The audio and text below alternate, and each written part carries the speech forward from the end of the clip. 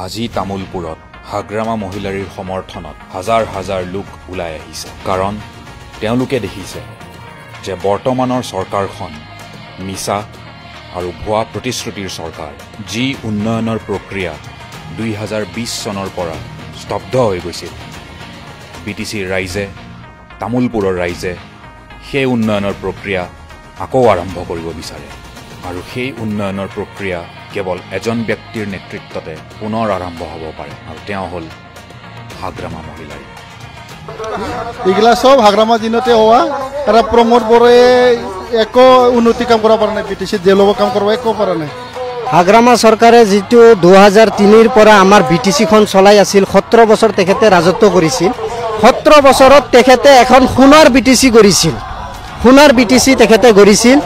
আৰু 5 বছৰৰ ভিতৰত ইউপিপিএল চৰকাৰ যেটো ইউপিপিএল চৰকাৰৰ মুৰব্বী তথা প্ৰমোদ বড়ো ডাঙৰীয়া তেখেতে আহি পালে আমাৰ যেটো সোণৰ বিটিচি আছিল সেই সোণৰ বিটিচিটো আমাৰ একদম তুছনাছ কৰি দিছে আৰু চাক আপোনালোকে যেটো নেকি প্ৰমোদ বড়ো চৰকাৰে যেটো নেকি ৰাইজক প্ৰলোভন দিছে এই প্ৰলোভন এটাও পূৰণ কৰিব পৰা নাই 17 বছৰত হোৱা ৰাস্তা আজি 5 বছৰৰ ভিতৰত যাক আপুনি নতুন ৰাস্তা এটাও নাপাব বিটিচিত ঘুমাই যাক আপুনি উদালগুৰি যাক এটাও ৰাস্তা নাপায় এটা দলং নাপায় আজিকালি ইউপিপিএল চৰকাৰে যেটো ওয়াল ৰাইটিং কৰি আছে এই ওয়াল ৰাইটিংটো সেই বিপিএফৰ দিনত হোৱা কাৰ্যকাৰী হোৱাৰ এই যিবিলাক ওয়াল পুজত ওয়াল ৰাইটিং কৰি আছে এইটো বিপিএফ দিনৰ হোৱা যিবিলাক মানুহৰ ঘৰে ঘৰে লাইন পাইছে ঘৰে ঘৰে পানী পাইছে সেইটো বিপিএফ দিনত হোৱা